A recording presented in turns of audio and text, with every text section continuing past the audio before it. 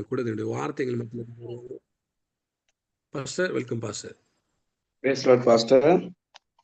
கர்த்தருடைய பரிசுத்த நாமத்துக்கு ஸ்தோத்திரம் உண்டாவதாக. இந்த கால வேளையிலும் தேவனுடைய வார்த்தையை கற்றுக்கொள்வதற்காய் இணைந்திருக்கிற ஒவ்வொரு ஊழியர்களையும் சகோதரிகளையும் கர்த்தராகிய இயேசு கிறிஸ்துவின் நாமத்தினால் வாழ்த்தி வரவேற்கின்றேன். தொடர்ந்து தேவனுடைய சபையும் அவருடைய வீடும் என்ற தலைப்பின் அடிப்படையிலே அதை மைய கருத்தாக வைத்து நாங்கள் தேவனுடைய வார்த்தையை கற்றுக்கொண்டு வருகிறோம். ஒவ்வொருவரும் தன்னுடைய வாழ்க்கையிலே மனதில் கொள்ளக்கூடிய முக்கியமான ஒரு காரணம் என்னவென்றால், நான் ஒரு குடும்பத்தை சார்ந்தவன், அதை மறந்துவிடவே கூடாது. இரண்டாவது காரியம், நான் ஒரு சபையை சார்ந்தவன் என்பதையும் மறந்துவிடக் கூடாது. இந்த சபையும் குடும்பமும் இணைந்ததாகவே எங்களுடைய வாழ்க்கையில இருக்க வேண்டும். நீங்க சிந்தித்து பார்ப்பீர்களானால், நம் வாழ்கின்ற வாழ்க்கையிலே ஒரு குடும்பம் இல்லாத வாழ்க்கை ஒரு மகிழ்ச்சியான, சந்தோஷமான, ஆறுதலான வாழ்க்கை வாழ முடியாது. ஒரு குடும்பம் இருக்கும் போது மகிழ்ச்சி, சந்தோஷம், ஆறுதல், அதே போல பல தேவைகளை பூர்த்தி செய்கிற இடமாக எங்களுடைய குடும்பம் அமைகிறது. அதே போல தேவனுடைய சபையும் அப்படித்தான். இந்த சபை என்பது, சபை இல்லாமல் எங்களுக்கு தேவ வார்த்தை கற்றுக்கொள்ள, ஐக்கியம் கொள்ள, எங்களை விசாரிக்க, எங்களுடைய பிளவுகளை, எங்களுடைய குறைவுகளை சரி செய்ய, அதே போல எங்களுடைய முன்னேற்றத்துக்கான பயிற்சி அளித்தல், இதெல்லாம் சபையில நடந்து கொண்டு வருகிறது. ஆகையால் இந்த சபையும் தேவனுடைய குடும்பம் என்பது எங்களுடைய அன்றாட வாழ்க்கையில எங்களால் இல்லாமல் இருக்க முடியாத ஒரு விஷயமாக நாங்கள் அதை வைத்துக் கொள்ள வேண்டும், நினைவில் வைத்து செயல்பட வேண்டும். அதுதான் முக்கியம். ஆகையால் இந்த தேவனுடைய சபையில் இல்லாவிட்டா அவருடைய குடும்பத்தில் இணைந்திருப்பதற்கு சில தகுதிகள் எங்களுக்கு தேவை. அந்த தகுதிகளை எப்படி நாங்கள் தகுதிப்படுத்திக் கொள்வது என்பதை தான் ஒவ்வொரு தலைப்பாக நாங்கள் கற்றுக்கொண்டு வருகிறோம். ஆகையால் நாங்கள் முக்கியமான ஒரு தலைப்பை நாங்கள் பார்த்து கொண்டு வந்ததுதான் ஜெபம். தேவனுடைய குடும்பத்திலே ஜெபம், சபையிலே குடும்பம், எப்படியாய் ஜெபிக்க வேண்டும், எதற்காக ஜெபிக்க வேண்டும், அந்த ஜெபத்தினூடாக எமக்கு கிடைக்கிற நன்மை என்ன, இப்படியாய் இந்த ஜெபத்தை குறித்து நாங்கள் மிகவும் ஆழமாக தேவனுடைய வார்த்தையிலே கற்றுக்கொண்டு வருகின்றோம். இன்றைய நாளிலும் கூட இந்த ஜெபத்தின் இன்னொரு தலைப்பாக நாங்கள் பார்க்க போகிறோம், இணைந்து ஜெபித்தல். இணைந்து ஜெபித்தல் என்ற தலைப்பிலே நாங்கள் பார்க்க போகிறோம். அப்படியானால் எங்களுடைய வாழ்க்கையிலே தனிப்பட்ட ஜெபம் இருக்க வேண்டும். அதே போல இணைந்து ஜெபிப்பது எப்படி இணைந்து ஜெபிப்பதன் மூலமாக என்ன நடக்கிறது, ஏன் இணைய வேண்டும் என்பதை குறித்து வேத ஆதாரத்தோடு நாங்கள் இன்றைய நாளில் கற்றுக்கொள்ள போகிறோம். நாங்கள் திருப்புவோம் பரிசுத்த வேதத்தில் மத்தேயு புத்தகத்தில் மத்தேயு 18வது அதிகாரம் 19வது வசனம். மத்தேயு 18:19 ஒருவர் வாசிப்போமா? ஹல்லேலூயா ஜீசஸ்.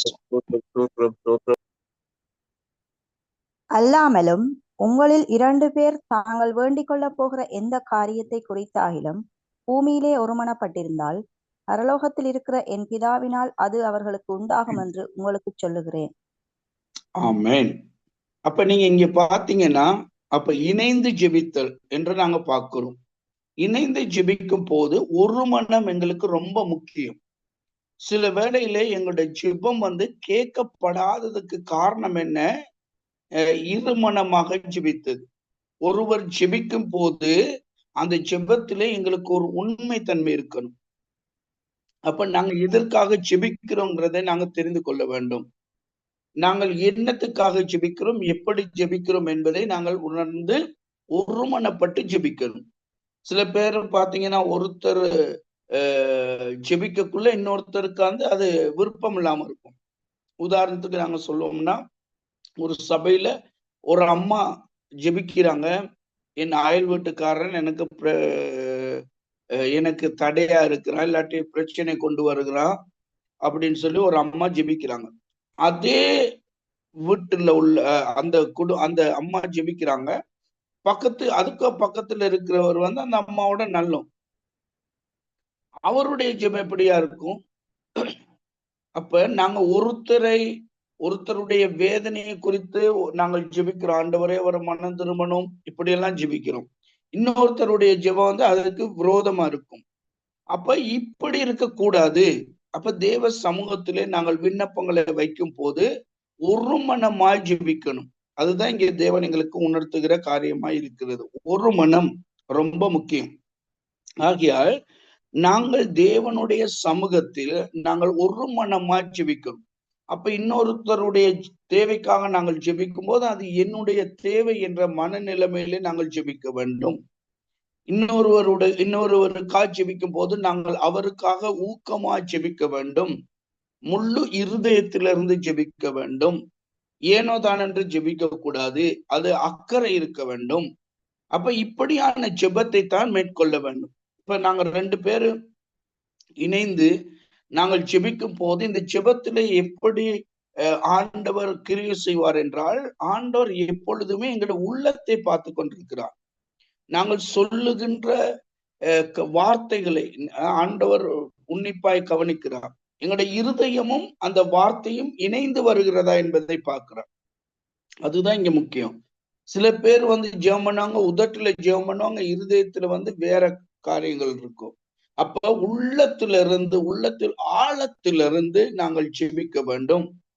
அப்ப எப்படி ஜெபிப்பது?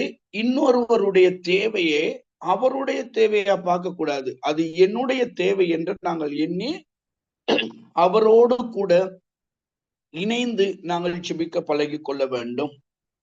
இதுதான் இணைந்து ஜெபிப்பது. அப்பொழுது பரலோகம் திறக்கப்படுமா, எங்களுடைய தேவைகள் சந்திக்கப்படுமா. அப்ப 2 பேர் ஜெபிக்கும் போது அந்த 2 பேருக்கும் ஒரு நிலை இருக்கணும். இவர் அவருக்காக ஜெபிக்கணும், அவர் இவருக்காக ஜெபிக்கணும். நான் ஜெபிக்கிற எப்பயுமே எனக்கு எது தேவையோ, எனக்கு எது ஆசையோ அது இன்னொருத்தருக்கு கிடைக்கணும் அப்படின்னு நாங்க ஜெபம் பண்ணோம்னா அந்த ஜெபம் தேவன் ஏற்றுக்கொண்டு அதற்கு பதில் கொடுப்பார். நாங்க வந்து நான் மட்டும்தான் நல்லா இருக்கணும், மத்தவங்க எப்படி போனாலும் பரவாயில்ல, அப்படி எண்ணத்துல இருக்கக்கூடாது. நாங்கள் ஜெபம் பண்ணும் போது எப்பொழுதுமே மற்றவர்களுக்காக நாங்கள் ஜெபிக்க பழகி கொள்வோமானால் இன்னொருவரோடு இணைந்து நாங்கள் ஜெபிக்கலாம். ஆகையால் இணைந்து ஜெபிக்கணும். சில பேர் பாத்தீங்கன்னா இந்த ஜெபத்துல வந்து ரகசியமா ஜெபம் பண்ணுவாங்க. ஏன்னா அந்த ஜெப விண்ணப்பம் வந்து மத்தவங்களுக்கு தெரிஞ்சிடக்கூடாதுன்னு. அப்ப இதெல்லாம் வந்து ஆண்டவர் விரும்புற காரியம் இல்லை. ஒரு மனமா இருக்கணும். ஒரு சகோதரர் வந்து ஐயோ நான் ஒரு வாகனம் எடுக்க போறேன், அதுக்காக எனக்காக ஜெபிப்போம் அப்படின்னு சொல்லும் போது நாங்கள் அவரோடு கூட இணைந்து ஜெபிக்க பழகி கொள்ளணும். ஏன்னா நாங்க கசப்பா இருக்கக்கூடாது. அவருக்கு வாகனம் எடுக்க போறாரு, இல்லாட்டி அவருக்கு வாகனம் கொடுக்க கூடாது அப்படிங்கிற கெட்ட எண்ணங்கள் எங்களுக்குள்ள இருக்கக்கூடாது. அப்ப இன்றைக்கு நிறைய பேருக்கு அப்படித்தான். ஒரு ஜெபம் விண்ணப்பத்தை வச்சாலும் சும்மா ஏனோ தானோன்னு ஜெபிக்கிறது, அக்கறை இல்லாம ஜெபிக்கிறது. இதெல்லாம் உங்களுக்கு தேவைதான் அப்படின்னு மனசுல நினைக்கிறேன். இப்படியெல்லாம் நினைக்க கூடாது. ஒருவருக்கு என்ன தேவையோ அதை நாங்க என்ன செய்ய, ஆண்டவரை உமது சித்தத்தின்படி அதை செய்யணும். அதே போல அவருடைய விண்ணப்பத்துக்கு அவருடைய ஜெபத்துக்கு நாங்கள் ஒருமனப்படணும். ஒருமனப்பட்டு அவருக்காக நாங்கள் ஊக்கமாக நாங்கள் ஜெபிக்க வேண்டும்.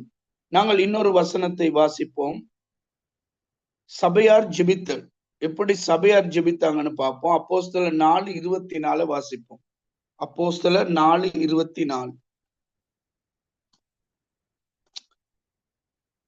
ஹல்லேலூயா ஜீசஸ். அவர்கள் அதை கேட்டு ஒருமனப்பட்டு தேவனை நோக்கி சத்தமிட்டு, கர்த்தாவே, நீர் வானத்தையும் பூமியையும் சமுத்திரத்தையும் அவைகளிலுள்ள யாவற்றையும் உண்டாக்கின தேவனாயிருக்கிறீர். அப்ப பாருங்க இவங்களுடைய ஜெபம் எப்படி ஜெபிக்கிறாங்கன்னு சொல்லி இந்த ஜெபத்தை கொஞ்சம் பாருங்க. ஒருமனப்பட்டு சபையார் ஜெபிக்கிறாங்க. சபையில எப்படி இந்த ஜெபம் ஏறெடுக்கப்படுகிறதுன்னு பாருங்க. 24 ஒரு முறை வாசிக்கமான இருக்கா? அவர்கள் அதை கேட்டு ஒருமனப்பட்டு தேவனை நோக்கி சத்தமிட்டு, கர்த்தாவே, நீர் வானத்தையும் பூமியையும் சமுத்திரத்தையும் அவைகளிலுள்ள யாவற்றையும் உண்டாக்கின தேவனாயிருக்கிறீர். அப்ப இங்க பாத்தீங்கன்னா அவைகளை விட்டு அப்படின்னு இருக்கு. அப்ப எவைகளை விட்டு? அப்ப நாங்க மேல் வசனத்தை நாங்க வாசிப்போம். 23 வாசிங்க. அவர்கள் விடுதலையாக்கப்பட்ட பின்பு தங்களை ம் சேர்ந்தவர்களிடத்தில் வந்து பிரதான ம் ஆசாரியர்களும் மூப்பர்களும் தங்களுக்கு சொன்ன யாவையும் அறிவித்தார்கள். ம் அப்ப இங்க நாங்க பாக்குற ஒரு சம்பவம் நடக்குது. இந்த சம்பவத்தை அறிவித்து அவர்கள் சபையில உள்ளவர்கள் எல்லாரும் என்ன செய்தாங்க, ஊக்கமா ஒரு விடயத்துக்காக விண்ணப்பம் பண்ணுகிறார்கள். விசுவாசத்தோடு சபையிலே ஜெபிக்கிறார்கள். இந்த சபையிலே நாங்கள் ஒன்று இணைந்து சபையில் ஜெபித்து, இப்ப நாங்க பாக்குற இணைந்து ஜெபித்தல், சபையில ஜெபித்தல். அப்ப சபையில ஜெபிக்கும் போது நாங்க எப்படி ஜெபிக்கணும், ஒரு விஷயத்தை ஒரு விண்ணப்பத்தை நாங்கள் கேட்டு அதற்கு உண்மையா நாங்க ஜெபிக்கணும். சில பேர் நாங்க பார்த்திருக்கோம், ஜெபிக்கும் போது ஏனோ தானோன்னு அவங்க பாட்டுக்கு ஜெபம் பண்ணிட்டு போவாங்க.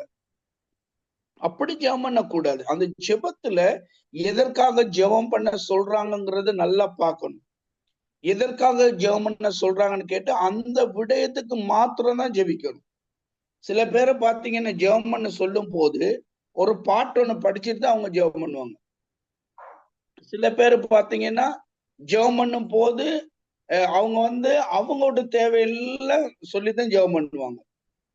அப்போ ஒரு சபையில நாங்கள் ஜெபம் பண்ணும் போது சபையில ஒரு ஒழுக்கம் இருக்கிறது, சபையில ஒரு குறிப்பிட்ட நேரம் இருக்கிறது, சபையில அடுத்த காரியங்கள் செய்ய இருக்கிறது, ஜனங்கள் வீட்டுக்கு போக இருக்கிறார்கள், இல்லாட்டி பிரசங்கம் நடக்க இருக்கிறது, இப்படியான காரியங்கள்லாம் இருக்கும். இருக்கிற நேரத்துல சபையில ஜெபிக்கும் போது நாங்கள் அர்த்தத்தோடு ஜெபிக்கணும்.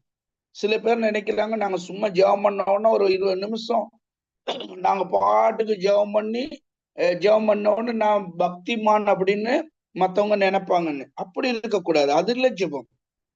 உங்களை சபையில நாங்க ஜெபிக்கும் போது சபை ஆரம்பிப்பதற்காக நாங்க ஜெபிக்க போறோம்னா அப்ப நாங்க இந்த ஜெபம் எப்படி இருக்கணும், சபை ஆரம்பிப்பதற்கான ஜெபமா தான் இருக்கணும்.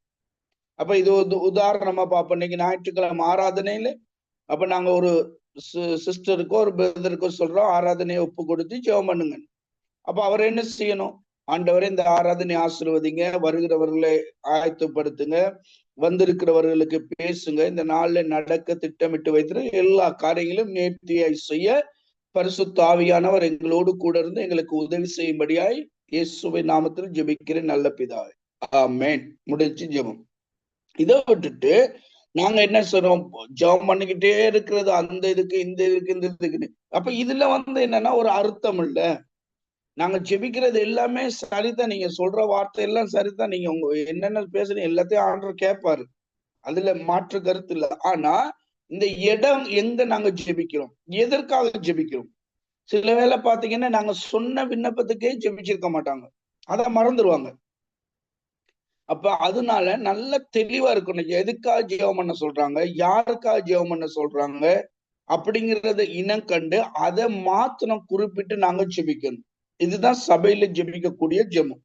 அப்ப நீங்க உங்களுக்கு ஒரு சபையில ஜெபிக்க சொல்றாங்கன்னா வார்த்தைக்காக ஜெபிங்கன்னா நீங்க வார்த்தைக்காக ஜெபிங்க, வார்த்தை கொடுக்கிற ஊழியக்காரனுக்காக ஜெபிங்க, வார்த்தை கேட்கிற மக்களுக்காக ஜெபிங்க, முடிஞ்சு ஜெபம். அப்ப ஆராதனை முடிவடைகிறதுக்கான இறுதி ஜெபம் பண்ணுவாங்க. இறுதி ஜெபம் பண்ணா அதுக்காக ஜெபம் பண்ணும், காணிக்கைக்காக ஜெபம் பண்ணுங்க அப்படின்னு சொன்னா காணிக்கை தசமப்ப அதுக்காக ஜெபம் பண்ணணும். அப்ப இந்த ஜெபத்துல அர்த்தம் இருக்கணும், சும்மா ஒள்ளட்டக்கூடாது.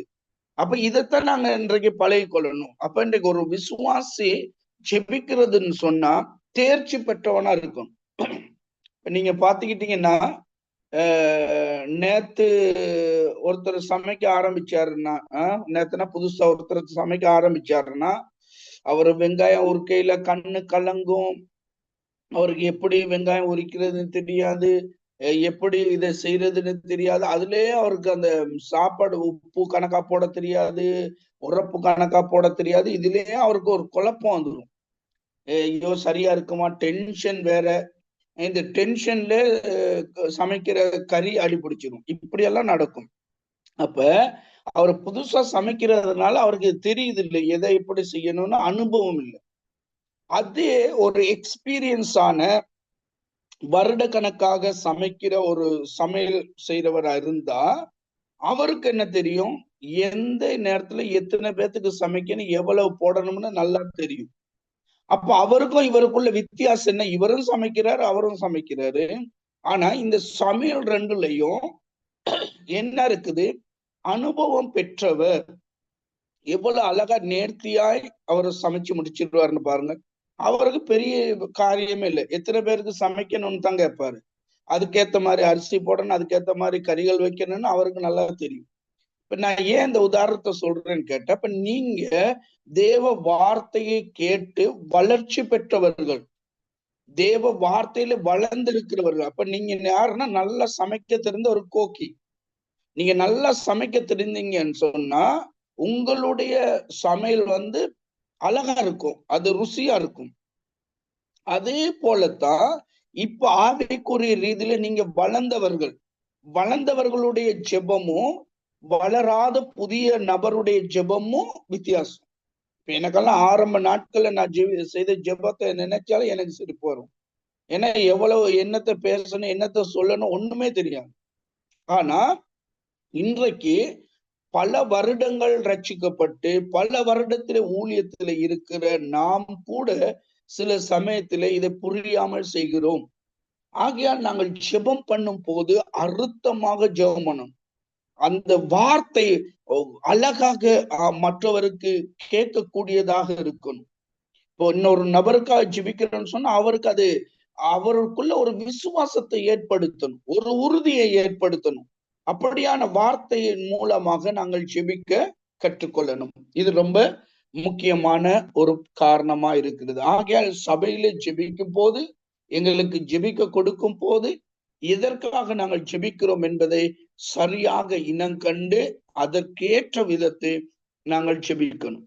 எங்களுக்கு ஏற்ற விதத்துல டைம் எடுக்கக்கூடாது. சபைகளில் பொது இடங்களில் ஜெபிக்கும் போது நாங்க ஓவர் டைம் எடுத்து ஜெபிக்க கூடாது. அந்த குறிப்பிட்ட டைம்ல அந்த இதை ஜெபிக்கணும். ஏன்னா இப்ப இது தனிப்பட்ட ஜெபம் இல்லை, இது எங்களை ஆவிக்குரிய வளர்க்கறதுக்குள்ள நடக்கிற ஜெபம் இல்லை. அப்ப இதை நல்லா புரிஞ்சுக்கிறணும். நான் ஆவிக்குரிய ரீதியில வளரணும்னா, நான் தேவனோடு பேசணும்னா, அது தேவனுக்கும் எனக்கும் உள்ள உறவு, தேவனுடைய சமூகத்தில் அமர்ந்து நான் ஜெபிப்பது, அதெல்லாம் என்னை வளர்த்துக் கொள்வதற்காக நான் செய்யற ஜெபங்கள். ஆனா இப்ப என்ன செய்யறோம்? நாங்க மற்றவருக்காக ஜெபிக்க போறோம், மற்ற விடயத்துக்காக ஜெபிக்க போறோம். அப்ப இதை நாங்க அதற்கு மாத்திரம் ஜெபிக்க நாங்க கற்றுக்கொள்ளணும். அப்ப உங்களோட ஆவிக்குரிய வாழ்க்கை வளரும். சில பேர் நினைக்கிறாங்க, சுருக்கமான ஒரு ஜெபத்தை செஞ்சுட்டா இவர் ஆவியில வளராதவர் போல இருக்கு அப்படின்னு நினைப்பாங்க. அதெல்லாம் எங்களுக்கு தேவையில்லை. நாங்க வளர்ந்திருக்கோம் வளரல அப்படிங்கிறது அது ஆண்டவர் பார்க்கிறார். ஆனா நான் இந்த இடத்துல எப்படி ஜெபிக்கிறேங்கிறதை நீங்க சரியா புரிந்து கொள்ளணும். இது ரொம்ப முக்கியம். சில பேரை நான் பார்த்திருக்கேன், சாப்பாட்டுக்கு ப்ரே பண்ணுங்க சொல்லும் போதே உங்க பாட்டுக்கு ஜெபம் பண்ணிக்கிட்டே போவாங்க. அப்போ இது அழகு இல்லை. அப்ப அந்த நேரத்துல என்ன, ஒரு உணவுக்காகனா அந்த உணவை கொடுத்ததுக்காக நாங்கள் ஆண்டவரை செலுத்தணும். யாராவது ஒருத்தர் எங்களுக்கு ஆயத்த பண்ணிப்போ அந்த வீட்டை நாங்கள் ஆசீர்வதிக்கணும். உணவு இல்லாதவர்களை நாங்கள் நினைவுபடுத்தணும். இதுதான் ஜெபம். ஏன் இந்த ஜெபத்துல ஆண்டவரோட உணவு இல்லாதவர்களுக்கு ஆண்டவர் உணவை கொடுங்கன்னு சொல்லலாம். அதே போல இந்த உணவின் மூலமா எங்களோட சரீரத்துக்கு தேவையான பலனை தாருங்கன்னு கேட்கலாம். ஒரு சின்ன ஜெபம் தான் இதுக்கு. சில பேரை பார்த்தீங்கன்னா ஜெபம்னு தொடங்கின ஹல்லேலூயா ஆரம்பிச்சாங்கன்னு சொன்னா ஆமேன்னு சொல்றதுக்கு இடையில 2000-3000 முறை ஹல்லேலூயா சொல்லியிருப்பாங்க. அப்ப என்னன்னா அங்க ஒண்ணுமே இல்லைங்கிறது தான் அர்த்தம். ஒரு ஜெபம் பண்ணும் போது அங்க நாங்க ஆண்டவரை எப்படி நாங்க துதிக்கிறோம், எப்படி பாடுறோம், இதெல்லாம் முக்கியம் இல்லை. எனக்கு எதை ஜெபிக்க சொன்னாங்களோ அதுதான். நானா எப்பயுமே அப்படித்தான். எனக்கு ஒரு வியாதிக்காக ஜெபிக்கன்னா கேட்பேன், என்னம்மா உங்களுக்கு என்ன வியாதி அப்படின்னு கேட்டு அதுக்காக மாத்திரம்தான் ஜெபம் பண்ணும், வேற ஒண்ணுக்கும் ஜெபம் மாட்டேன். ஏன்னா இதைத்தான் நாங்க பழகணும். இதை நாங்க பழகணும்னா எங்களுடைய வாழ்க்கை அழகா இருக்கும். அதே போல இந்த ஜெபங்கள் எங்களுக்கு நல்ல ஞாபகமும் இருக்கும். இப்ப சில பேருக்கு ஜெபம் பண்ணிட்டாங்கன்னா அந்த ஜெபம் எதுக்கு பண்ணணும்னு தெரியாது. இப்ப நீங்க பாத்தீங்கன்னா நீங்க ஒரு அர்த்தத்தோட அந்த முறையா ஒரு ஜெபத்தை செஞ்சு அது எந்த நேரம் உங்களுக்கு ஞாபகம் இருக்கும். நான் இந்த சிஸ்டருக்காக நான் இதுக்காக ஜெபம் பண்ணேன். உங்களோட தனிப்பட்ட ஜெபத்துல கூட அதை ஞாபகமா நீங்க ஜெபிக்க முடியும். எந்த நேரமும் அது உங்க மனசுல ஓடிக்கிட்டு இருக்கும். அப்ப நீங்க அதுக்காக ஆண்டவரிடத்துல தியானிக்கலாம். அப்ப இதுதான் ஜெபம். அப்ப நாங்க இந்த ஜெபத்தை சரியான முறையில நாங்கள் புரிந்து ஜெபம் பண்ணுவது மிகவும் முக்கியமானது. இதன் மூலமாக உங்களோட ஆவிக்குரிய வாழ்க்கை மற்றவர்களுக்கு உணரக்கூடியதாயிருக்கும், மற்றவர்களுக்கு அறியக்கூடியதாயிருக்கும். இதனால நாங்க பழகி கொள்ள வேண்டும், எப்படியாக ஜெபிக்க வேண்டும் என்பதை ஒரு ஊழியக்காரனோ ஒரு சகோதரி யார் எங்களிடத்துல சொன்னாலும் அதை கவனமாய் கேட்டு அதற்கு மாத்திரமே ஜெபிக்க நாங்கள் பழகி கொள்ளணும். இது சபையிலே இல்லாட்டி ஆராதனைகளிலே பொது காரியங்களிலே ஜெபிக்கும் போது செய்கிறதான ஜெபம். ரைட். நாங்கள் இன்னொரு தேவ வசனத்தை வாசிப்போம். பிலிப்பியர் 5:2 வசனத்தை வாசிப்போம். பிலிப்பியர் 5:2.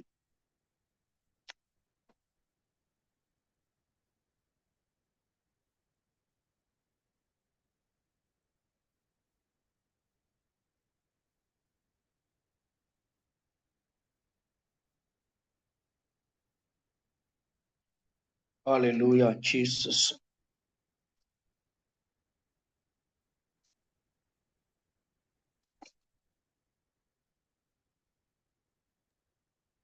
பிலிப்பியர் 4:2 பாஸ்டர்.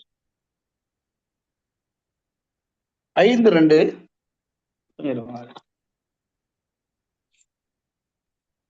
4:2 வாசிங்க. கர்த்தருக்குள் ஒரே சிந்தையா இருக்க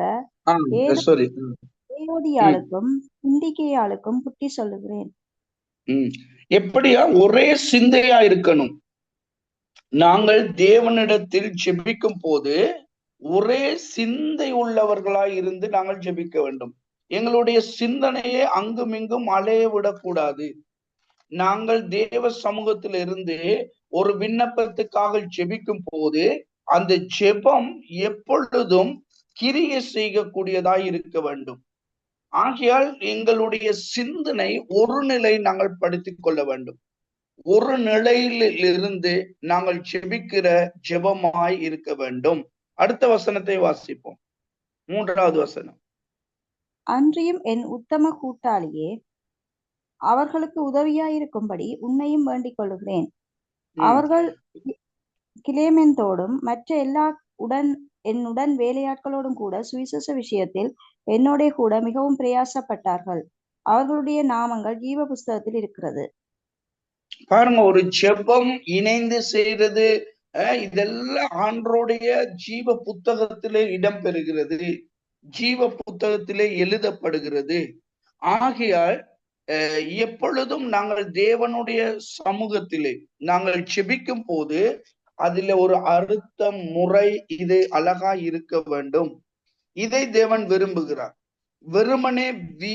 வெறுமனே வார்த்தைகளை மாத்திரம் அல்ல. இன்றைக்கு அநேகருடைய ஜெபங்களில நாங்கள் பார்க்கும் போது அநேக விதமான வார்த்தைகளை அவர்கள் சொல்வார்கள், அநேக விதமான வார்த்தைகளை பேசி ஜெபிப்பார்கள். ஆனா அது யாருக்குமே விளங்காது, என்னதுக்காக ஜெபிச்சாங்கன்னு கூட தெரியாது. ஆகையால் எப்பொழுதும் நாங்கள் ஜெபிக்கிற சந்தர்ப்பத்திலே சரியாய் நாங்கள் ஜெபிக்கிறதற்கு நாங்கள் பழகி கொள்ள வேண்டும். தேவ சமூகத்திலே எப்பொழுதும் நாங்கள் எதற்காக ஜெபிக்கிறோம் என்பதை விளங்கி அழகாக நாங்கள் ஜெபிக்கணும். அதே போல நாங்கள் எங்கள் ஜெபத்தின் மூலமா மற்றவர்களுக்கு நாங்கள் உதவுகிறோம். மற்றவர்களுக்கு நாங்கள் உதவுகிற வண்ணமாய் நாங்கள் இந்த ஜெபம் அமைந்திருக்க வேண்டும். ஜெபத்தின் மூலமாய் நாங்கள் மற்றவர்களுக்கு உதவி செய்கிறோம். நாங்கள் மற்றவர்களுக்கு உதவி செய்யற மனநிலை எங்களுக்கு இருக்கணும். அப்ப எப்பொழுதுமே நாங்க இந்த ஜெபங்கிறது சும்மா ஏனோ தானோ என்று நாங்கள் போய்விடக்கூடாது. இதுல ஒரு அர்த்தம் இருக்கிறது, ஒரு உண்மைத்தன்மை இருக்க வேண்டும். ஆகையால் நாங்கள் இந்த ஜெபத்தை ஏறெடுக்கும் போது நாங்கள் அக்கறையோடு அதை நாங்கள் ஜெபிக்கக்கூடியவர்களாய் இருக்க வேண்டும்.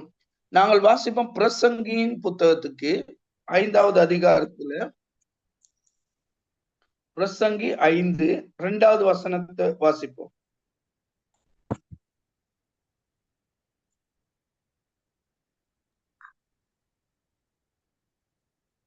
தேவ சமூகத்தில் நீ துணிகரமாய் உன் வாயினால் பேசாமலும் மனம் பதறி ஒரு வார்த்தையும் சொல்லாமலும் இரு. தேவன் வானத்தில் இருக்கிறார், நீ பூமியில் இருக்கிறாய். ஆதலால் உன் வார்த்தைகள் சுருக்கமாயிருப்பதாக. பாத்தீங்களா எப்படி தேவனுடைய வார்த்தையில ஜெபிக்கணுமா? நாங்க தேவனுடைய வார்த்தையில அலம்ப கூடாது. நாங்க தனிப்பட்ட முறையில பாருங்க, நீங்க தனிப்பட்ட ஜெபத்துல எவ்வளவு நேரம் எடுத்து ப்ரே பண்ணாலும் பிரச்சனை இல்லை. 2 நாள் தொடர்ந்து நீங்க ஜெபம் பண்றீங்களா, ஆண்டவருக்கு ஸ்தோத்திரம்ட்டு நீங்க உட்கார்ந்து உங்க பாட்டுக்கு துதிக்கல, எந்த பிரச்சனையுமே இல்லை. ஆனா ஒரு சபையிலேயோ இல்லாவிட்டா மற்ற இடங்களில் ஜெபிக்கும் போது எங்களுடைய ஜெபம் எப்படி இருக்க வேண்டும் என்பதை தான் இங்கே பிரசங்கி ஆண்டவர் வார்த்தையில் எங்களுக்கு உணர்த்துறார். 3வது வசனத்தை வாசிப்போம். தொல்லையின் திரட்சியினால் சொற்பனம் பிறக்கிறது போல வார்த்தைகளின் திரட்சியினால் மூடனுடைய சத்தம் பிறக்கும். அப்ப பாத்தீங்கன்னா சில பேர் சும்மா சத்தம் மட்டும்தான் வரும், சத்தம் மட்டும் வரும். அப்ப அவ எவ்வளவு சத்தம் போடுறான், சத்தம்ட்டு ஜெபிக்கிறான்னு சொல்லி அவனுடைய குணநலம் அங்க தெரியாது. அங்க அவனை ஒரு மூடனாக கணக்கிடுவார்கள். ஏன்னா எதற்கு ஜெபிக்க சொன்னாங்கன்னே தெரியாது. ஆகையால் அவர் ஒரு மூடனை போல கணக்கிடுவார்கள். 4வது வசனத்தை வாசிப்போம். நீ தேவனுக்கு ஒரு பொருத்தனை பண்ணி கொண்டால் அதை செலுத்த தாமதியாதே. அவர் மூடரில் பிரியப்படுகிறதில்லை. நீர் நேர்ந்து கொண்டதை செய். அடுத்த வசனத்தை வாசிப்போம். 7 வரைக்கும் வாசிங்க சிஸ்டர். நீ நேர்ந்து கொண்டதை செய்யாமல் போவதை பார்க்கிலும் நேர்ந்து கொள்ளாதிருப்பதே நலம். இப்ப சில பேரை பாத்தீங்கன்னா பொருத்தனை பண்ணிடுவாங்க. அந்த கோயிலுக்கு ஆடு மாடு நேர்ந்து விடுற மாதிரி தான். அப்ப நாங்க எதை பொருத்தனை பண்ணணுமோ அதை கண்டிப்பா செய்தே ஆகணும், இல்லாட்டி பொருத்தனை பண்ணக்கூடாது. எப்பயுமே பொருத்தனை பண்ணுவதற்கு முன்பதாக நாங்க சிந்திக்கணும், இது எனக்கு செய்ய முடியுமா, இல்லாட்டி இது ஆண்டரோட வெளிப்பாடா, ஆண்டரா பேசினாரு, இதெல்லாம் தெரிந்துதான் நாங்க பொருத்தனை பண்ணணும், இல்லாட்டி பொருத்தனை பண்ணக்கூடாது. இதை நாங்க பழகி கொள்ளணும். 6வது வசனத்தையும் வாசிப்போம், 7 வசனத்தையும் வாசிப்போம். 6, 7. உன் மாம்சத்தை பாவத்துக்குள்ளாக்க உன் வாய்க்கு இடங்கொடாதே. அது புத்தி பிசகினால் செய்தது என்று தூதனுக்கு முன் சொல்லாதே. தேவன் உன் வார்த்தைகளினாலே கோபம் கொண்டு உன் கைகளின் கிரியைகளை அழிப்பானேன். அநேக சொற்பனங்கள் மாயாய் இருப்பது போல அநேக வார்த்தைகளும் வியர்த்தமாய் இருக்கும். ஆகையால் நீ தேவனுக்கு பயந்திரு. ஆமென். அப்ப நாங்க இப்ப பாத்தீங்கன்னா உங்களுக்கு விளங்குது இந்த வார்த்தை. இப்ப நாங்க சும்மா வெறுமனே வார்த்தைகளை நாங்க பேசிட்டோம் சொன்னா அந்த வார்த்தை பாவமாய் மாறும். சில வேளையிலே இந்த எப்பயுமே நான் சொல்றதுதான், மற்றவர்களுக்காக சபித்து ஜெபிக்காதீங்க. அது ரொம்ப கவனமா இருக்கணும்.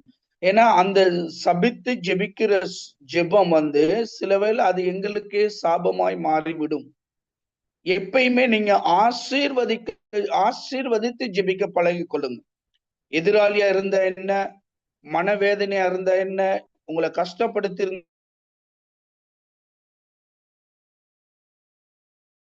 இருந்தா என்ன, உங்களை துன்பப்படுத்தி இருந்தா என்ன, ஆசீர்வதித்து நீங்க ஜெபிக்க பழகி கொள்வீர்கள். ஆனால் அது மிகவும் பிரயோஜனமாய் இருக்கும். யாரையுமே சபிக்காதீங்க, யாருக்கும் விரோதமா. சில பேர் பாத்தீங்கன்னா ஜெபம் பண்றதே அவனை அட்ரஸ் இல்லாம பண்ணிருங்க ஆண்டவர் அப்படின்னு தான் ஜெபம் பண்ணுவோம். இப்படி எல்லாம் ஜெபம் பண்ணக்கூடாது. நிறைய ஜெபங்கள், ஒரு சில ஜெபங்களை கேட்கும் போது பயங்கரமா இருக்கும். நான் நிறைய அந்த ஜெபங்களுக்கு, வீடுகளுக்கு, பிரசங்கத்துக்காக போய் உட்கார்ந்து இருப்பேன். அந்த நேரம் எனக்கு இருக்க முடியாது இவங்க பண்ற ஜெபத்தை கேட்டுக்கிட்டு.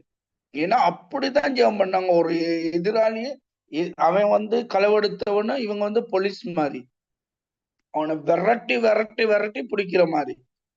இப்படி எல்லாம் ஜெபம் பண்ணக்கூடாது.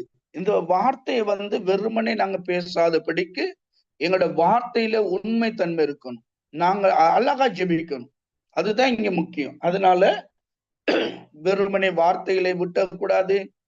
இப்ப பாத்தீங்கன்னா நாங்க ஒரு மனுஷனுக்காக, இப்ப இது எனக்கு நடந்திருக்குது, எனக்கு அது நல்லா இது இருக்கு. இப்ப நான் ஊழியம் செய்யற ஏரியா பயங்கரமான சிங்களீஸ் கூடுதலான வாழ்கிற பிரதேசம்.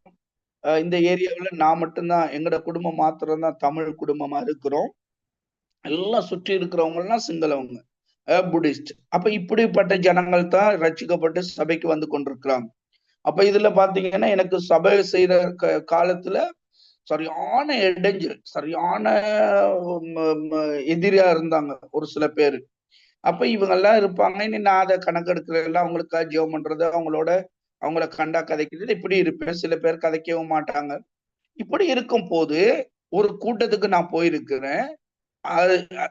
அது இங்க இல்ல, வேறொரு இடத்துல நடக்கிற கூட்டம்.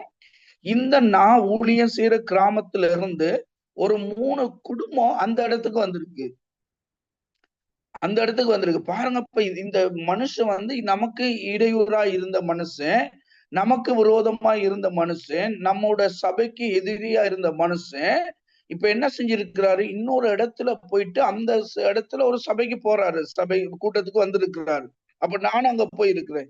நான் அவர் அன்பா கண்டு கதைச்சு அவர் இது பண்ணும்போது, அவர் என்னோட நீங்க எப்படி இருக்கிறீங்கன்னு கேட்கல, அவர் என்னோட மன்னிப்பு கேட்கிறாரு. ஐயோ பாஸ்டர், தெரியாம பேசிட்டோம், அந்த காலத்துல தெரியாம உங்களுக்கு விரோதமா நாங்க இருந்தோம் அப்படின்னு அவர் ரொம்ப கவலைப்படுறாரு. ஆனா நீங்க எங்களுக்கு ஒரு வார்த்தை கூட பேசல, நீங்க எங்களுக்கு ஒண்ணுமே சொல்லல அப்படிங்கிறாரு.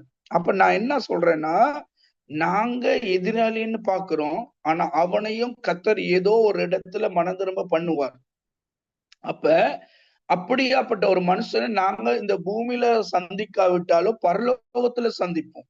அப்ப இதனால நாங்க என்ன செய்யணும், எந்த நேரமும் மற்றவர்களை ஆசீர்வதிப்பதற்கான ஜெபமா இருக்கணும் ஒழிய சபிக்கிறதான ஜெபமா இருக்கக்கூடாது.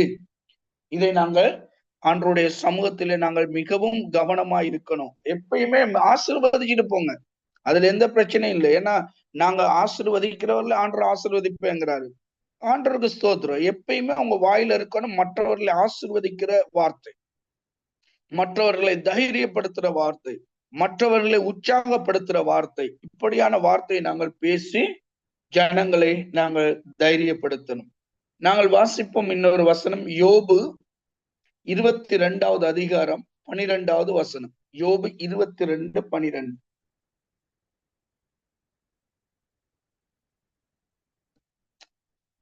ஹல்லேலூயா ஜீசஸ். 22:12. தேவன் பரலோகத்தின் உன்னதங்களில் இருக்கிறார் அல்லவோ, நட்சத்திரங்களின் உயரத்தை பாரும், அவைகள் எத்தனை உயரமாய் இருக்கிறது. இப்ப இங்க என்னன்னா பாருங்க, ஆண்டவர் எங்களுக்கு காட்டுற ஒரு உதாரணம் என்னன்னா, தேவன் பரலோகத்தின் பரலோகத்தில இருந்து இருக்கிற நட்சத்திரத்தை போல. நட்சத்திரம் பாருங்க மேலதான் இருக்கும், உயர்ந்த இடத்துல இருக்கும். ஆனா உயர்ந்த இடத்துல இருந்து அது என்ன செய்யுது, ஒளி கொடுத்து கொண்டிருக்குது. அப்ப இங்க ஆண்டவர் என்ன சொல்றாரு, இந்த நட்சத்திரத்தை பார்க்கும்படியா ஆண்டவர் எங்களுக்கு சொல்லுகிறார். அப்ப எங்களுடைய ஜெபம் எப்பொழுதும் மற்றவர்களை பிரயாசப்படுத்தக்கூடியதா இருக்கணும், மற்றவர்களுக்கு ஒரு ஒளி கொடுக்கக்கூடியதா இருக்கணும்.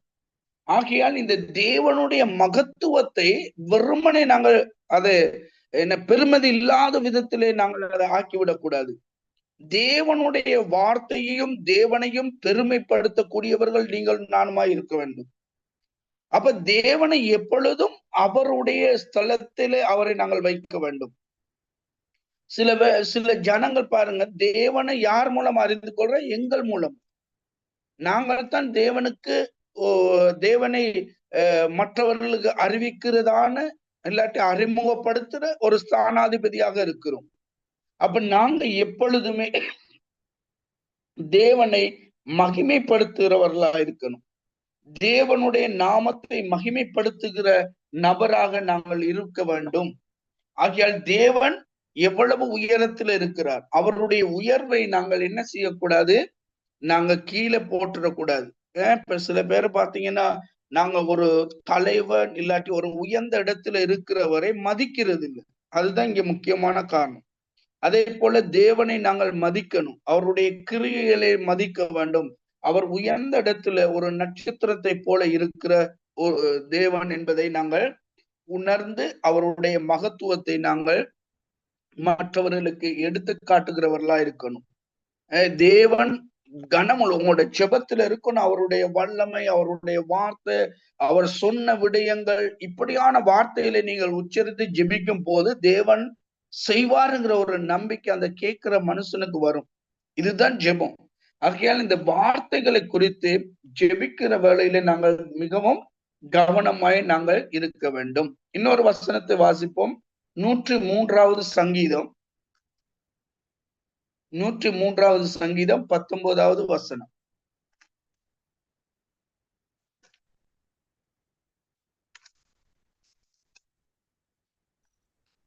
கர்த்தர் வானங்களில் தமது சிங்காசனத்தை ஸ்தாபித்திருக்கிறார்.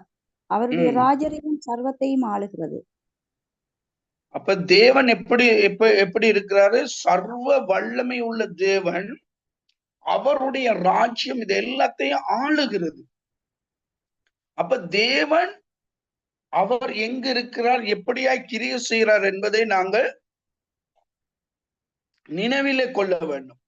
தேவனுடைய மகத்துவத்தை எங்களுடைய வாயிலே நாங்கள் பிரகாசிக்க வேண்டும். நாங்கள் 20வது வசனத்தை வாசிப்போம். கர்த்தருடைய வார்த்தையை கேட்டு அவருடைய வசனத்தின்படி செய்கிற பலத்த சௌரியவான்களாகிய அவருடைய தூதர்களே, அவரை ஸ்தோத்தரியுங்கள். தேவன் உடைய வார்த்தையை கேட்டு அதை பின்பற்றி அதன்படி செய்கிற மனிதனாய் இருந்து அவரை ஸ்தோத்தரிக்கணுமா? தேவ வார்த்தை இல்லாம எவ்வளவுதான் நாங்க ஸ்தோத்தரித்தாலும் பயன் இல்லை. தேவனை ஸ்தோத்தரிக்கும் போது அவருடைய வார்த்தையை கொண்டு நாங்கள் அவரை ஸ்தோத்தரிக்கணும். 21வது வசனத்தை வாசிப்போம். 2 வசனம் தான் இருக்கு. 21, 22. கர்த்தருக்கு பிரியமானதை செய்து அவர் பணிவிடைக்காரராயிருக்கிற அவருடைய சர்வ சேனைகளே, அவரை ஸ்தோத்தரியுங்கள். கர்த்தர் ஆளுகிற எவ்விடங்களிலும் உள்ள அவருடைய சகல கிரியைகளே, அவரை ஸ்தோத்தரியுங்கள். என் ஆத்துமாவே கர்த்தரை ஸ்தோத்தரி. ஆமென். அப்ப நீங்க பாத்தீங்கன்னா இந்த இடத்துல நாங்க ஆண்டவருக்காக பணிவிடை செய்யறோம், ஆண்டவரை ஆராதிக்கிறோம். நாங்க எப்பொழுதும் ஆண்டவருடைய நாமம் மகிமைப்படும்படியான காரியங்களை எங்களோட வாழ்க்கையிலே நடப்பிக்க வேண்டும். இன்றைக்கு அநேகருக்கு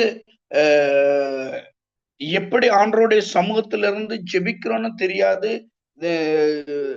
ஜெபம் பண்றாங்க தான், ஆனா இந்த சரியான வார்த்தைகள் இல்லாம, சரியான முறை இல்லாதபடி ஜெபிக்கும் போது இந்த ஜெபங்களை கேட்கிறவர்களுக்கு ஒரு ஆசீர்வாதமோ ஒரு நம்பிக்கையோ கொண்டு வராதபடி வேதனையை கொண்டு வருவதாக அமைந்து விடக்கூடாது. அப்ப நீங்களும் நானும் ஜெப வீரர்கள். ஆமென். ஜெபிக்கிறவர்களா இருக்கணும். ஒரு வீரனை பாத்தீங்கன்னா எப்படி இருப்பாரு? அவர் நல்லா அந்த யுத்தத்துக்கான உடை அணிந்திருப்பாரு, நல்லா ஸ்மார்ட்டா இருப்பாரு, அதற்கேற்ற தொப்பிகளை போட்டிருப்பாரு, பெல்ட் அணிந்திருப்பாரு. அவர் யுத்த வீரன், நல்ல காம்பீரமா வந்து நிற்பாரு. அப்ப இதுதான் ஒரு ஜெப வீரனுக்கு அர்த்தம். இப்ப நீங்க பாத்தீங்கன்னா சில பேர் சில இடங்கள்ல இருக்கு ஜெப வீரர்கள் அப்படின்னு சொல்லி ஒரு குழு இருப்பாங்க, ஜெப வீரர்கள் அப்படின்னு. அப்ப எனக்கு ஒரு முறை ஒரு சேர்ச்சுக்கு போனேன் பிரசங்கத்துக்கு. அப்ப அங்க பாஸ்டர் சொன்னாரு, பாஸ்டர் எங்களோட ஜெப வீரர்கள் குழு ஒன்று இருக்கு, அதுக்கு ஒரு சின்ன ஸ்டடி ஒண்ணு கொடுங்க. சரி அப்படின்ட்டு நான் அந்த வீரர்களோட குழுவுக்கு போயிட்டு பார்த்தா அவங்களுக்கு ஜெபிக்கிறது என்னன்னு தெரியாது, ஏன் ஜெபிக்கணும்னு தெரியாது. சும்மா ஒரு குழுவை போட்டு சும்மா அங்க வச்சிருக்கிறாங்க. அப்ப நான் கேட்டேன், ஜெப வீரர்கள்னா எப்படி?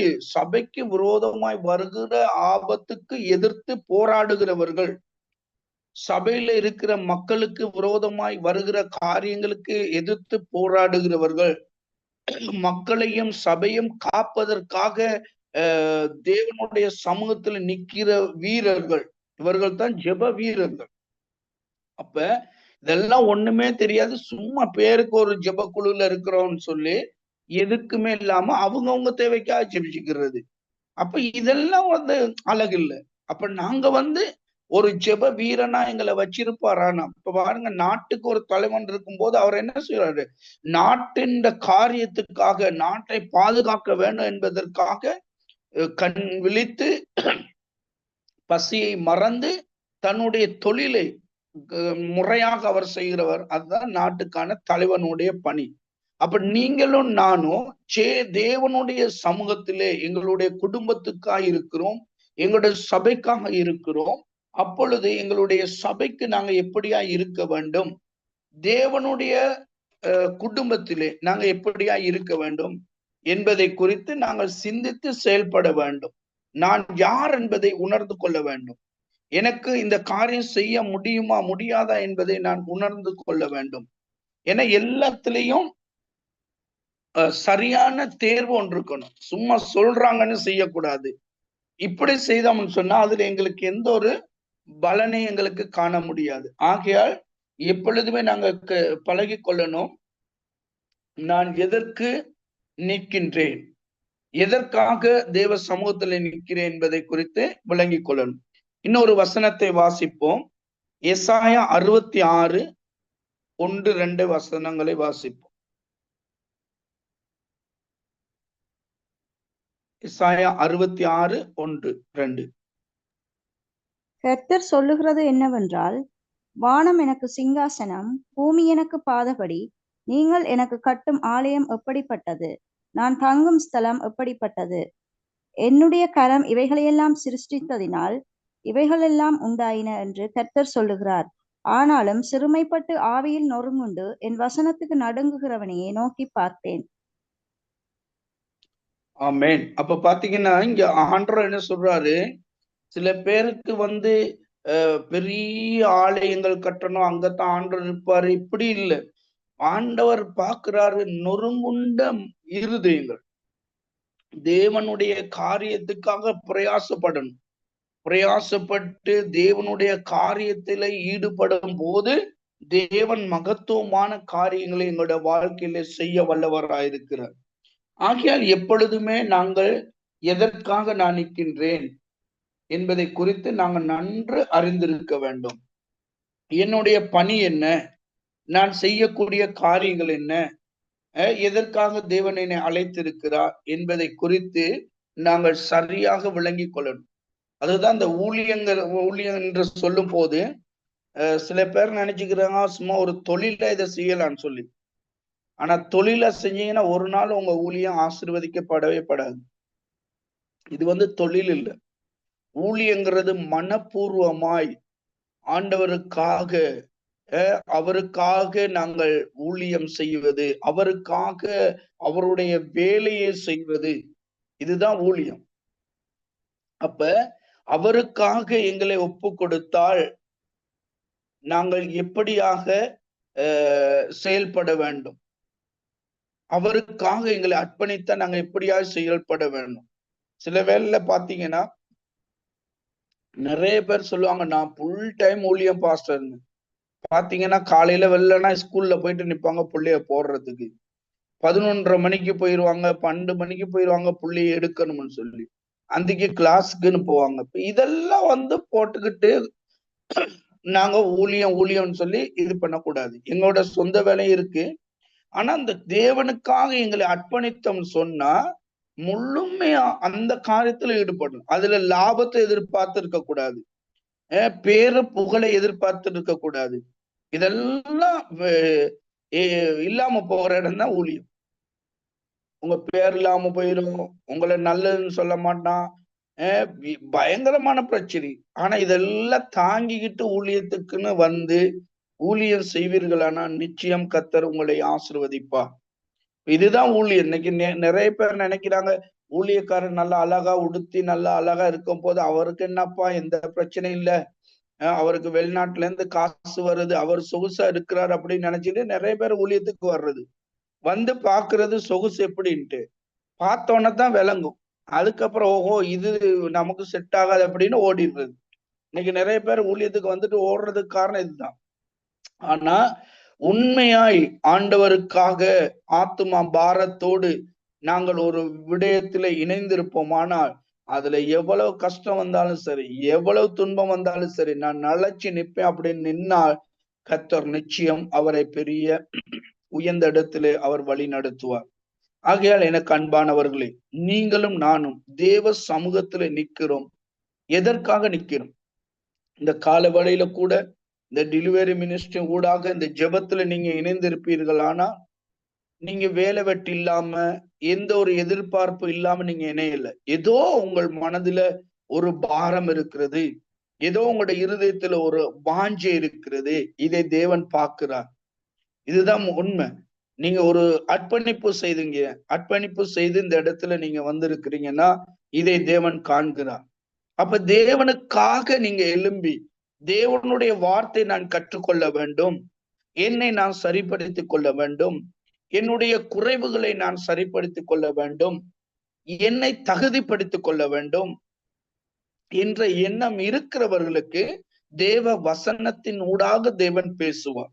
சில பேர் இருப்பாங்க, நான் அவர் என்ன சொல்ற, நம்ம என்ன கேட்கிற, நமக்கு தெரியாத பைபிளா அப்படின்னு இருப்பாங்க. ஆனா ஒரு நாள் அப்படி இருக்க முடியாது. நான் இன்னும் தேவ வார்த்தையை கற்றுக்கொண்டுதான் வருகிறேன். நான் எப்பயுமே எந்த சந்தர்ப்பத்திலையும் தேவனுடைய வார்த்தையை கற்றுக்கொள்ளத்தான் எங்களுக்குள்ளே தேவன் மேல் இருக்கிற அன்பு, அவருடைய மகத்துவம், அவருடைய வல்லமை, இதெல்லாம் எங்களுக்கு வெளிப்படும். ஆகையால் நாங்க இதிலே தான் இருக்கணும், இதை விட்டு வேற பக்கம் ஓட முடியாது. ஆகையால் இந்த அர்ப்பணிப்புக்கேற்ற பலனை தேவன் நிச்சயம் கொடுப்பார். அதனால இதுல ஒரு லாபம் கிடைக்குதுங்கிறத பார்க்க கூடாது. இன்னைக்கு நிறைய பேர் அப்படித்தான், சல்லி கிடைக்குது, வசதி கிடைக்குது, அது கிடைக்குது, இது கிடைக்குதுன்னு அங்கங்கெல்லாம் ஓடுறாங்க. அதெல்லாம் வேஸ்ட், அதெல்லாம் ஆண்டவரை ஏமாத்துற காரியம். நீங்க கர்த்தருக்காய் உண்மையா நீங்க நிப்பீங்கன்னா நிச்சயம் கர்த்தர் உங்களை ஆசீர்வதிப்பார். அதுல எந்த மாற்றமே இல்லை. ஏன்னா இதுதான் ஆண்டவருடைய திட்டம். நீங்க எவ்வளவு வாஞ்சியா ஆண்டவருக்குன்னு உங்களை அர்ப்பணிக்கிறீங்களோ, எவ்வளவு வாஞ்சியா இந்த ஊழியத்துல, முதல் ஊழியம் இன்னொருக்காக ஜெபிப்பதுதான் ஊழியம். அப்ப ஒரு மனுஷனுக்காக ஜெபிக்க, அவருடைய வேண்டுதலுக்காக நீங்க தேவ சமூகத்துல இருந்து ஜெபிக்கிறது மிகவும் பிரயோஜனம் உள்ளது. நீங்க கொஞ்சம் நினைச்சு பாருங்க, ஒரு மனுஷன் வேதனையோடு இருக்கிறான், சரியான பிரச்சனை, அந்த பிரச்சனை நீங்க கேட்டு நீங்க ஆண்டவரோட சமூகத்துல இருந்து அவருக்காக நீங்க அழுது ஜெபம் பண்ணும் போது, அதுல பாருங்க எவ்வளவு ஒரு ஆண்டவர் உங்க மேல பிரியப்படுவான்னு. யாரோ ஒருத்தர் அவருக்காக இவர் அழுது மண்டாடுறாரு, இவர் அழுது அவருக்காக பரிந்து பேசுறாரு அப்படின்னு நினைக்கும் போது கர்த்தர் உங்களை சும்மா விட்டுருவாருன்னு நினைக்கிறீங்களா? உங்களுடைய தேவை ஆண்டவர் நிச்சயம் சந்திப்பார். இதுதான் உண்மை. இப்ப எங்களுக்கு யாரு எவருன்னு தெரியாது. இந்த டெலிவரி மினிஸ்ட்ரியில நாங்க இணைஞ்சிருக்கிறோம். இப்ப சில பேருக்கு என்னை யாருன்னே தெரியாது, சில பேர் என்னை கண்டிருக்கிறாங்க. ஆனாலும் நீங்க எனக்காக ஜெபிக்கிறீங்கல்ல, ஏன் நீங்க ஜெபிக்கணும்? இந்த ஜெபத்துல இணைச்சது யாரு? ஆண்டவர். உங்களுக்கா நான் ஜெபிக்கிறேன், உங்களை இணைச்சது யாரு? ஆண்டவர். ஆனா எங்களுக்கு முகமே தெரியாது, யார் எவருன்னு எங்களுக்கு தெரியாது. ஆனாலும் அவருக்காக பரிந்து பேச தேவன் வைத்திருப்பார். ஆனால் இது மகத்துவமான ஒரு காரியம், இது ஏதோ தான் என்ற காரியம் அல்ல. இது தேவனுடைய திட்டத்தின்படி, அவருடைய சித்தத்தின்படி, அவருடைய குடும்பத்திலே தேவன் எங்கள் இணைத்திருக்கிறார். ஆகையால் ஜெபம் என்பது வெறுமனே நாங்கள் ஜெபிக்கிற ஜெபம் அல்ல. இந்த ஜெபத்துக்கு ஒரு அதிகாரம் உண்டு, இந்த ஜெபத்துக்கு ஒரு வல்லமை உண்டு. ஆகையால் இதை வல்லமையோடு அதிகாரத்தோடு நாங்கள் அக்கறையோடு ஜெபிக்க நாங்கள் கற்றுக்கொள்ள வேண்டும். இப்படியான ஜெபங்களை தேவன் விரும்புகிறார். இப்படியான பாரத்தோடு ஜெபிக்கிற மனிதர்களை தேவன் விரும்புகிறார். ஆகையால் எங்களுடைய ஜெப வாழ்க்கை மாற வேண்டும். தனிப்பட்ட ஜெபம் இருக்க வேண்டும். இணைந்து ஜெபிக்கிற ஜெபங்கள் எப்படி இருக்கணும், எந்த இடத்துல நான் ஜெபிக்கிறேன், எதற்காக ஜெபிக்கிறேங்கிறத நாங்கள் கருத்தில் கொள்ள வேண்டும். அக்கறையோடு ஜெபிக்க வேண்டும். வேத வசனத்தோடு நாங்கள் ஜெபிக்க வேண்டும். இப்படியாய் நாங்கள் ஜெபிக்க பழகி கொள்ளும் போது அந்த ஜெபம் மிகவும் பிரயோஜனமாய் இருந்து அது பயனுள்ளதா இருக்கும். ஆகையால் தேவ சமூகத்திலே ஆண்டவருடைய பாதப்படியில இருந்து நீங்க ஜெபிக்க கற்றுக்கொள்ளுங்க. தனிப்பட்ட வாழ்க்கையில முழங்கால் படிட்டு ஆண்டவரை நோக்கி நீங்க ஜெபிங்க. உங்களுடைய இருதயத்தில் இருக்கிற எல்லா பாரத்தையும் அவர்கிட்ட வச்சு ஜெபிங்க. எப்பயுமே உங்களுக்காக நீங்க ஜெபிச்சு கொள்ளாதீங்க, உங்களுடைய தேவைக்காக மாத்திரம் ஜெபிக்காதீங்க, மற்றவர்களுக்காக ஜெபிச்சு பாருங்க. மற்றவர்களுக்காக நீங்க விண்ணப்பத்தை பண்ணி பாருங்க. உங்களுடைய தேவைகளை எல்லாம் கர்த்தர் நிச்சயம் சந்திப்பார். நிச்சயம் அவர் உங்களுக்கு உதவி செய்வார். அப்படியானால் எனக்கு அன்பானவர்களே, நீங்களும் நானும் தேவனால் தெரிந்து கொள்ளப்பட்டவர்கள். தேவன் எங்களுக்கு ஒரு சந்தர்ப்பத்தை ஏற்படுத்தி கொடுத்திருக்கிறார். அவருடைய சமூகத்திலிருந்து மற்றவர்களுக்காக ஊக்கத்தோடு ஜெபிக்கும்படியாய்.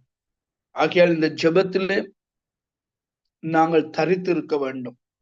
ஜெபத்திலே உறுதியா இருக்க வேண்டும். ஜெபம் நம்பிக்கையோடு செய்ய வேண்டும். என்னுடைய விண்ணப்பத்தை நிச்சயம் கேட்டு பதில் கொடுப்பாருங்கிற நம்பிக்கை எங்களுக்கு வரணும். அதன் பின்புதான் மற்றவர்களுக்கு வரணும். அப்ப இப்படியான ஒரு நம்பிக்கையோடு நாங்கள் ஜெபிக்கிற ஜெபம் முக்கியமான ஜெபமா இருக்கும், அர்த்தமுள்ள ஜெபமா இருக்கும். அதற்கேற்ற தேவன் பதிலை கொடுப்பார். தேவன் தாமே உங்களை ஆசிர்வதிப்பார். யாருக்காவது ஏதாவது கேள்வி இருக்குமானால் தயவு செய்து நீங்க கேளுங்க. உங்களுக்கு கொஞ்சம் டைம் இருக்குது. ஏதாவது கேள்வி இருக்குமானா இந்த ஜெபத்தை குறித்து கேளுங்க. நான் தெரிந்ததை சொல்லுகிறேன். தெரியாத விடயத்தை கற்றுக்கொண்டு பின்னர் உங்களுக்கு நான் சொல்ல வாஞ்சிக்கின்றேன். ஹல்லேலூயா. யாருக்காவது ஏதாவது கேள்வி இருக்குதா? இருந்தா கேளுங்க. ஹல்லேலூயா.